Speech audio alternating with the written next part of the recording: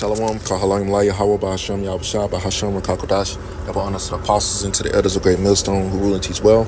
Most peace, love, and salutation to the whole elect, pushing his word and truth and sincerity. Shalom. This the brother Batak back again through the spirit with another lesson in Lord willing. This lesson is edifying.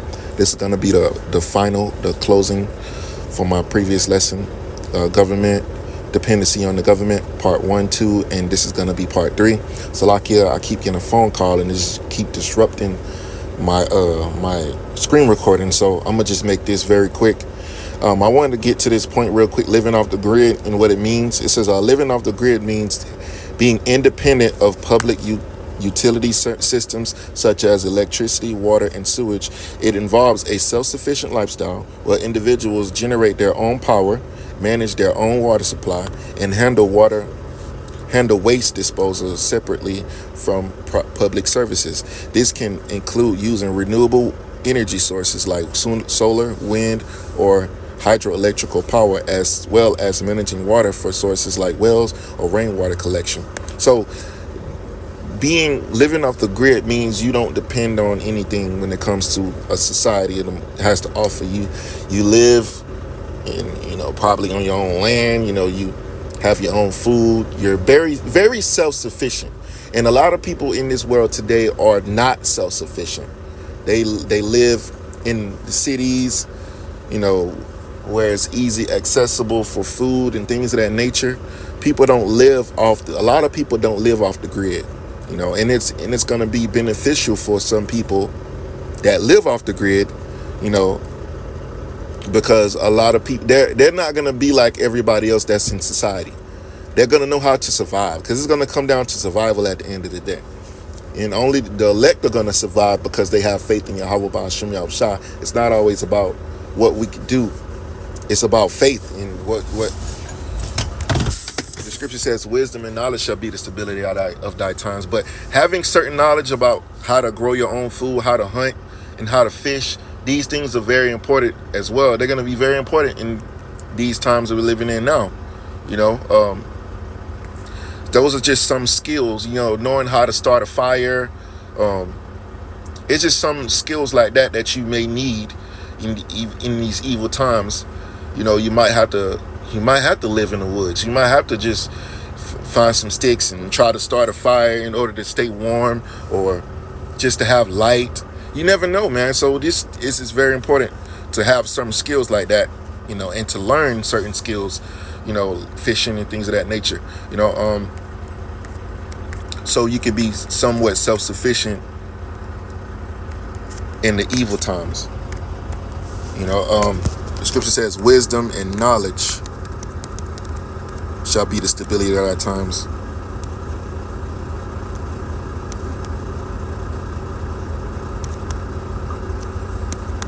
Isaiah 33:6, and wisdom and knowledge shall be the stability of thy times, and strength of salvation. The fear of Yahweh is his treasure. So that's the key.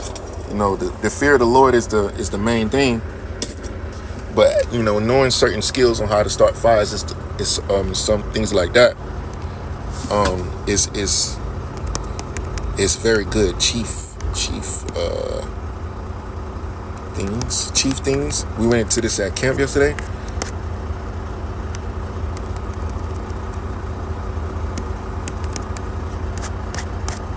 The chief things for the life of man are fire,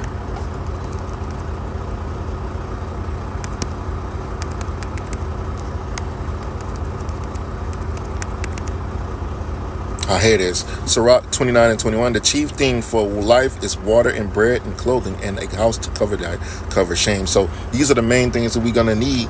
As long as we got water, we got bread, we got clothing, and we got a house. In the evil times, when we got to be pilgrims of the earth, we might need. All we need is certain things, man. We don't need everything. It's gonna be about survival, and a lot of people are gonna die because ultimately they don't have the Lord, and also they don't have no faith, which those are hand in hand. Because faith is gonna be very, very important in the times that we're entering into, man. So, it's good to have certain skills, to know how to hunt and to fish and things of that nature, so you can be able to provide. Because people that depend on the government, they don't have no skills. They don't know how to do shit, you know. And you gotta know how to do some things, man. You gotta have some form of skill. Gotta have some skills, man.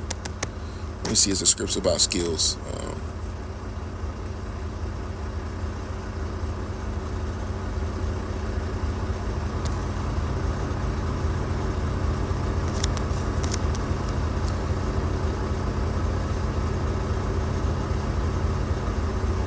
Ooh. Sirach chapter 1 verse 19, it says, wisdom raineth down skill and knowledge of understanding standing, and exalted them to honor that hold her fast. Let's see. He had given